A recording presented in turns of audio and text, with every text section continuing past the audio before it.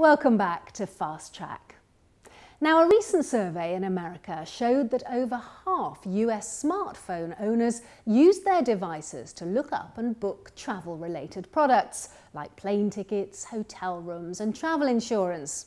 And there's no doubt that carrying your smartphone around with you opens up a whole new world of options while you're on the road. But how do you make sense of what's out there and pick the very best of what's on the web? Here's our guide to using your gadgets on the go with Carmen Roberts and this month's Online Check-In.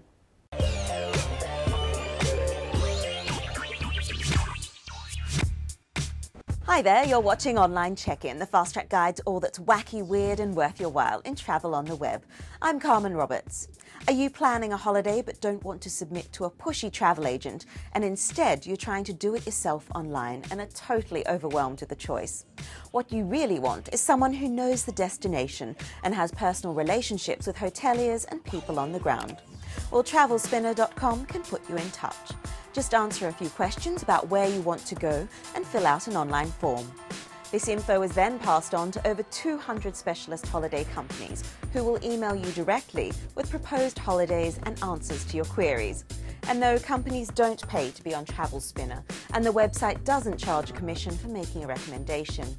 This site isn't for everyone. It's geared towards specialised mid-market and upmarket holidays. The travel writers behind it claim it's about getting you a better holiday, not a cheaper one. And while you're away, you might want to kick back and read a trashy novel. If you're a complete travel-happy bookworm, then check out Trip Fiction. It's a site that relies on the premise that a well-written novel can evoke the feeling of a destination in a way that's hard to otherwise achieve. For instance, you might want to pick up Bret Easton Ellis if you're heading to New York, Charles Dickens if you're London-bound, or Alexander McCall Smith for an African adventure. But of course, most people opt for a guidebook with all that useful information like maps, hotels and tips. But let's face it, we don't want to be lugging around a brick that weighs close to 5 kilograms. And besides, you'll look like a tourist. So it's no surprise that many guidebooks are going digital. Frommer's claims to have produced the first truly interactive travel guides for the iPad, iPhone and iPod Touch. There are hundreds of maps that function offline, so you won't be slugged with data roaming charges. I must admit, the pictures are pretty spectacular for a handheld app, and the content is comprehensive. But the price is the real kicker. You'll have to cough up anywhere between $10 and $15, and there are only 7 destinations available so far. Have you seen anything worth your while on your travels, or an app or a website tip you think is invaluable? Then drop me a line. The address is fasttrack@bbc.com. You can also check out BBC Fast Track on Twitter or take a peek at our pins on Pinterest. Well, one viewer who's been in touch is Will Clipgarn from Singapore, who wrote in to tell us about ixigo.com. It's a site that searches across multiple airlines, hotels, buses, trains and online travel agencies in real time, so that you don't need to search a zillion travel websites. But really, most people know how to search for flights and hotels. I think this site is great for overland journeys, like from Delhi to Hyderabad, giving driving directions as well as options by train or bus. Tweet of the week time now, and Vegas Bill posted this amazing story about the first man to tightrope walk across Niagara Falls. This is Nick Wallander, suspended 60 meters over the raging waters of Horseshoe Falls, the largest of Niagara's 3 falls. Nick made it in roughly 25 minutes. You'd have to have nerves of steel. And finally, we all remember that viral video, Where the Hell is Matt, from 2008, where Matt Harding dances all around the world in dozens of unlikely places. Well, Matt's back, and I must say his dance moves have improved. You'd want to hope so. And this time he's been to some out-of-the-way places like Rwanda, Syria, Papua New Guinea, and even North Korea. Enjoy. See you next time. When we trip the line.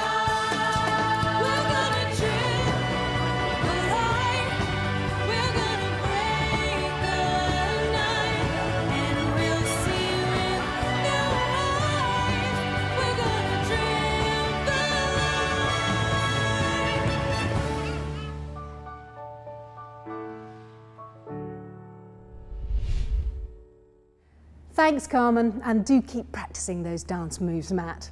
Now, with the start of the 2012 Olympic Games just weeks away, you may not know that the very first event of the Games is to be held 2 days before the official opening ceremony in London, some 150 miles away in Wales. The Millennium Stadium in Cardiff, which is usually associated with international rugby, is hosting the ladies' soccer match between Great Britain and New Zealand. But a report out recently says nations like Wales, despite being an obvious tourist attraction, might not benefit from the extra hundreds of thousands of visitors expected in London during the Games. We sent Gwen and Edwards to find out why and what they might be missing.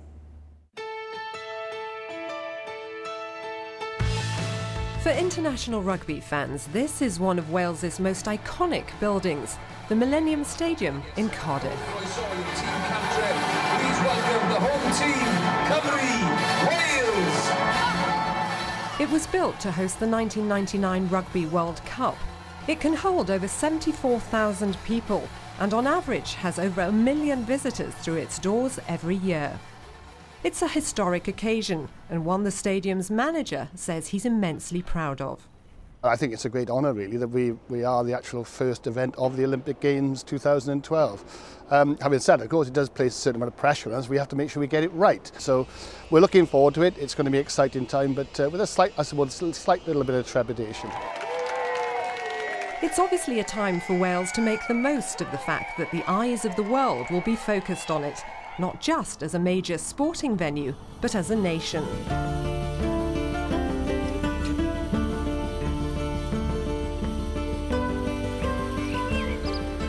However, historically, tourism figures for the Olympics around the world show that tourists who would normally visit a country can be put off by the Olympics. And despite London being the host city, regional tourism can also be badly affected. They arrive, watch the sport and leave. Sport's about sport. It's its great virtue.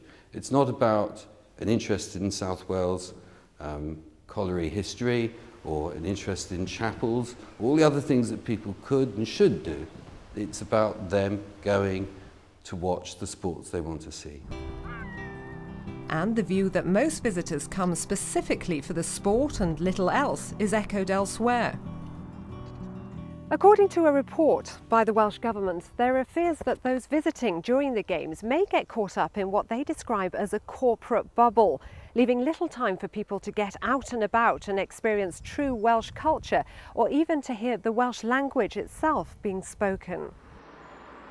But for those who do venture into Wales, it's clear that the Olympics will bring with it a great opportunity to experience something very distinctive. The capital, Cardiff, has the relatively newly developed Cardiff Bay area, one of the world's biggest regeneration projects. Also the Wales Millennium Centre, which stages music and theatre events. The Snowdonia National Park, and Mount Snowdon in particular, is the highest mountain in England and Wales. There's the newly opened Wales Coast Path. And en route, there's the distinctive Italianate village of Portmeirion, built by the architect Clough Williams-Ellis. But perhaps what Wales is best known for is its castles. It's often described as the castle capital of the world. There's no doubt there are plenty of attractions. And despite the debate about how the Games will impact tourism, one person who remains confident that the Olympics will leave a lasting legacy well beyond London is Wales's First Minister, Carwyn Jones. Our challenge is to make sure that we have a presence for Wales in London, so that visitors who come to the Olympics will either come down to Wales while they're staying in Britain, or when they return to Britain in years to come, that they will want to come to Wales. The line we've been using with people is, come to the Olympics, once you've had enough of the crowds, come to Wales to relax.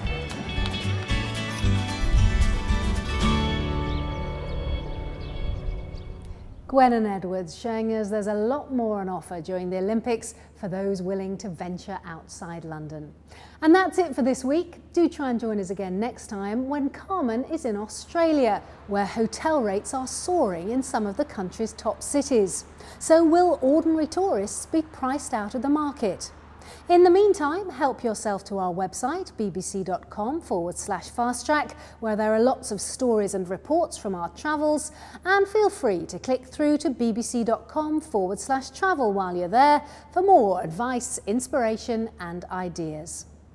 Until next time though, wherever you're heading next, have a great trip and we'll see you soon. Bye bye.